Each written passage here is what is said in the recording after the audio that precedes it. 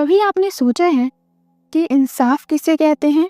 क्या इंसाफ का मतलब सिर्फ अदालत में एक फाइल बंद होना है, या इंसाफ का मतलब है सच का सामने आना और दोषियों को सजा मिलना? आज मैं आपको एक ऐसी कहानी सुनाने जा रही हूँ जिसमें एक 19 साल की लड़की अपने सपनों, अपनी मासूमियत और अपने परिवार के साथ सिर्फ सिस्टम की लापरवाही और चालाकियों की वजह से दफन हो गई। यह कहानी है मनीषा की। और यकीन मानिए, अगर आप इस केस के हर पहलू को सुनेंगे तो आपको लगने लगेगा कि हमारे देश में जस्टिस एक मिथ बन चुका है। यह कहानी 19 साल की मनीषा, जो नेचर वाइज काफ़ी इंट्रोवर्ट एंड इनोसेंट टाइप की थी, जिसकी दुनिया बस अपने परिवार तक ही सीमित थी और उसे इस बात की भनक भी नहीं थी इस चीज़ का अंजाम उसे इतना दर्दनाक होगा।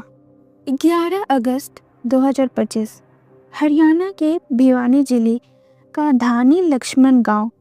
19 साल की मनीषा हर रोज़ की तरह अपने घर से स्कूल के लिए निकलती थी। वह किड्स केयर बाल विद्यालय में पढ़ाती थी और उसका सपना था कि पढ़ाई आगे बढ़ाकर नर्सिंग कॉलेज से एडमिशन ले और आगे जाकर किसी हॉस्पिटल में नौकरी करे ताकि अपने फैमिली के लिए स्ट्रेंथ बन सके।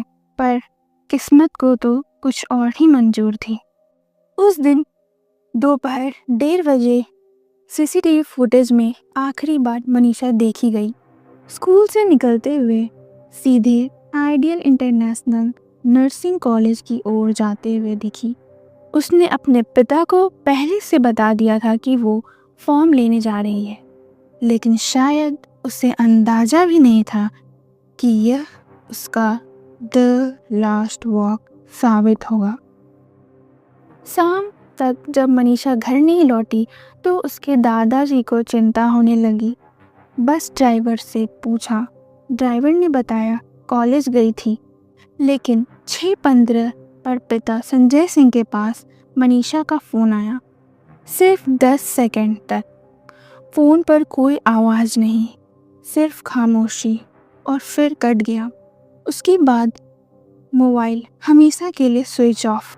फिर मैंने 6:26 मतलब पूरी नहीं हुई थी, कुछ सेकंड बची हुई थी, मैंने उसके साथ अपना फोन उठाया, साथ ही साथ कॉल किया तो फोन बंद था। कल रात में उसका फोन 12:04-5 के ऊपर ऑन हुआ है, उसके बाद बंद हो गया है। दोबारा हमने कॉल किया तो फिर स्विच ऑफ हो गया। सोचिए एक पिता के लिए उस वक्त कैसा पल होगा जहां उम्मीद और डर दोनों आपस में लड़ रहे होंगे। संजय भागे भागे कॉलेज पहुंचे। गार्ड और रिसेप्शन ने कहा कोई मनीषा यहाँ नहीं आई, लेकिन जो चीज़ सबसे अजीब थी वो यह कि रिसेप्शनिस्ट और स्टाफ सब नशे में धुत थे। पिता ने पुलिस को कॉल किया। फिर असली कहानी शुरू होती है। पुलिस को इन्फॉर्म करने के बाद वह दोबारा कॉलेज पहुंचते हैं और कॉलेज के स्टाफ से सीसीटीवी फुटेज दिखाने के लिए बोलते हैं, पर वहां के स्टाफ मेंबर ने सीसीटीवी फुटेज दिखाने से साफ इनकार कर दिया और पुलिस ने कोई एक्शन भी नहीं लिया इस चीज़ पर। नेक्स्ट डे संजय अपने चाचा के साथ लोहारू पुलिस स्टेशन पहुंचते हैं और पुलिस से रिपोर्ट दर्ज करने के लिए बोलते हैं, बट पुलिस इस चीज़ को इग्नोर कर देती है और कहती है लड़की भाग गई होगी या फिर किसी दोस्तों के साथ पिकनिक पे गई होगी। ये सब कह के बात टाल देती हैं। ये सब देख के संजय वापस घर लौट आते हैं। नेक्स्ट डे 12 अगस्त संजय जब दोबारा लोहारू पुलिस स्टेशन पहुंचते हैं तो काफ़ी रिक्वेस्ट करने के बाद पुलिस उनकी एफआईआर लिखती है और शाम तक बस हवाबाजी करती हैं। रिपोर्ट्स लिखवाने में 24 घंटे बर्बाद हो गए।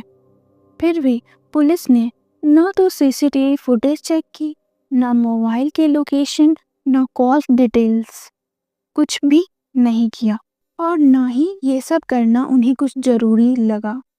नेक्स्ट डे यानी 13 अगस्त को संजय के पास एसआई संकुतला का कॉल आता है कि आइडियल कॉलेज से करीब 1 किलोमीटर दूर एक नहर के पास एक लड़की की डेड बॉडी वहाँ पड़ी है, आकर पहचान कीजिए। संजय वहाँ पहुँचते हैं और उनकी दुनिया जैसे थम सी गई हो। उन्हें ये एक्सेप्ट कर पाना कि ये उनकी ही बेटी है, वो बेटी जिसकी पूरी दुनिया बस उसकी फैमिली ही थी। उसकी ये हालत देख एक शैतान भी डर जाए। बॉडी की कंडीशन ऐसी थी कि दिल सहम जाए। मनीषा की बॉडी एक खेत में पड़ी हुई थी और उसका चेहरा बुरी तरह से डिकम्पोज हो चुका था, जैसे उस पर एसिड डाला गया हो। उसकी दोनों आंखें गायब थी। चेहरा इस कदर गला था मानो पूरी जबड़ा नजर आ रही थी। मनीषा की गर्दन ऑलमोस्ट गायब सी थी और कुछ इंच से ही उसके शरीर से जुड़ी हुई थी। यह खबर पूरे गांव में आग की तरह फैलने लगी और लोगों में गुस्सा बढ़ते ही जा रहा था, जिसे पुलिस को कंट्रोल करना नामुमकिन सा हो गया। तो पुलिस ने जल्दी से बॉडी को पोस्टमार्टम के लिए भिवानी के सिविल हॉस्पिटल भिजवा दिया। अगर पुलिस टाइम पे इन्वेस्टिगेशन करती तो शायद मनीषा हमारे बीच होती। धरने पे बैठे सभी लोगों की जुबान पे बस यही था, मनीषा के लिए इंसाफ चाहिए और वह तब तक नहीं रुकेंगे जब तक मनीषा के कातिलों को सजा न मिल जाए। इवन मनीषा की फैमिली वालों ने भी अंतिम संस्कार करने से मना कर दिया और बोला जब तक उस कातिलों को सजा नहीं मिलेगी तब तक अंतिम संस्कार नहीं होगा। बट पोस्टमार्टम रिपोर्ट्स में जो सामने आया उसके लिए ना तो मनीषा के फैमिली और ना ही हरियाणा के लोग तैयार थे। इनफैक्ट उसने पूरी केस की हिस्ट्री ही चेंज कर दी। जिसने भी मनीषा की बॉडी देखी थी सबको यकीन था कि मनीषा का रेप किया गया है एंड उसके फेस पे एसिड डाल के मार दिया गया है। बट 14 अगस्त को भिवानी सिविल हॉस्पिटल से आई पोस्टमार्टम रिपोर्ट के अकॉर्डिंग डॉक्टर्स ने बताया कि मनीषा के किडनी और इंटेस्टाइन में ऑर्गेनोफॉस्फोरस जो एक पेस्टिसाइड है उसके कुछ पार्ट्स मिले हैं एंड रेप का कोई भी पॉइंट शो नहीं हुआ। इस चीज़ को डॉक्टर्स ने डिनाई किया है। इवन बॉडी पे कोई स्ट्रगल के निशान भी नहीं है। इस बेसिस पे कंक्लूजन ये आता है कि मनीषा का ना तो रेप हुआ और ना ही मर्डर हुआ है। इस चीज़ को देखते हुए मनीषा की फैमिली एंड पूरे हरियाणा के लोगों ने पुलिस प्रशासन के खिलाफ गुस्सा फूटना शुरू हुआ। ये सब देखते हुए गवर्नमेंट ने कुछ पुलिस को ट्रांसफ़र कर दिया और कुछ पुलिस वाले को सस्पेंड किया। बात ज़्यादा ना फैले इसलिए इंटरनेट को भी सस्पेंड करवा दिया। जो इम्पोर्टेंट काम था वो उन्हें नहीं दिख रहा था और हर काम वो कर रहे थे। लोगों के बीच गुस्सा देखकर सरकार ने शांत करने की खातिर सेकंड पोस्टमार्टम के लिए 16 अगस्त को रोहतक पीजीआई में बॉडी को ट्रांसफ़र किया और वहाँ के रिपोर्ट्स इससे भी ज़्यादा फ्रॉड निकले। उनके रिपोर्ट्स के अकॉर्डिंग गले पे इरेगुलर कट के निशान हैं जो किसी जंगली जानवर के हो सकते हैं। साथ ही उन्होंने रेप के एंगल को भी डिसमिस किया। चेहरे की बुरे कंडीशन को एसिड अटैक नहीं बल्कि जंगली जानवरों का हाथ होना है। जहाँ पे मनीषा की बॉडी मिली थी वहाँ पे शराब की बोतलें भी पड़ी हुई थी। सोचिए, क्या कोई जानवर सिर्फ गर्दन को खाता है? क्या जानवर कपड़े उतारते हैं फिर से पहनाते हैं? क्या ये पॉसिबल है? क्या जानवर शराब की बोतलें और टायर के निशान छोड़ते हैं? दोनों पोस्टमार्टम रिपोर्ट्स आपस में टकराती हैं। भिवानी रिपोर्ट्स के अकॉर्डिंग आंखें गायब थी, सलवार फटी हुई, नारा खुला, स्ट्रगल के निशान।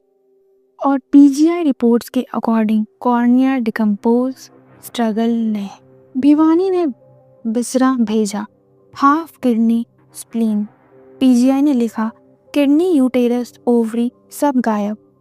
मतलब या तो जानबूझकर सब छुपाया गया या इतनी लापरवाही की गई कि पूरा केस ही खत्म कर दिया गया।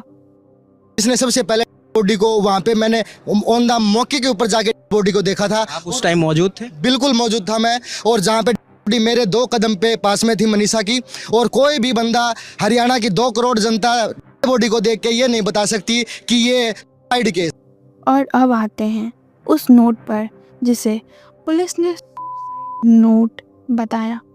राइटिंग इतना क्लियर, हर शब्द अलग अलग लिखा हुआ था, जैसे किसी ने बैठकर बड़ी शांति से लिखा हो। क्या ऐसा कोई लिखता है जो अपनी जान देने जा रहा हो? 18 अगस्त को पुलिस अचानक से क्लेम करती है कि मनीषा की एक नोट मिली है जिसमें उसने सुसाइड लेटर लिखा है बिकॉज ऑफ फैमिली स्ट्रेस। तो सवाल ये उठता है, ये नोट इतने दिन से थी कहाँ? अगर यह सुसाइड थी तो गले पर कट क्यों? अगर जानवरों ने हमला किया तो कपड़े क्यों सही सलामत है? अगर रेप नहीं हुआ तो कपड़े फटे क्यों? या तो वो किसी को बचाने की कोशिश कर रहे थे, और इस चीज का जवाब पुलिस के पास नहीं था। मेरी बेटी कभी भी आत्महत्या नहीं कर सकती, मेरे को कितना उसके ऊपर विश्वास है। सच को हमेशा के लिए दफन कर रहे हैं, लेकिन सरकार ने सिर्फ पुलिस को ट्रांसफ़र किया, इंटरनेट बैन करवाया। असलियत तो यह है कि मनीषा का केस एक क्लियर कट मर्डर है।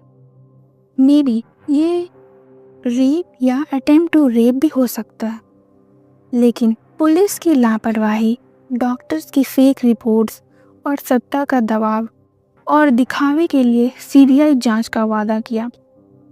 लेकिन सच कहूँ, इतने लूप होल्स और मैनिपुलेशन के बाद इंसाफ मिलना लगभग नामुमकिन लगता है। यह कहानी सिर्फ मनीषा की नहीं है, यह तस्वीर है उस सिस्टम की जहां जस्टिस मिलना एक अपराध है।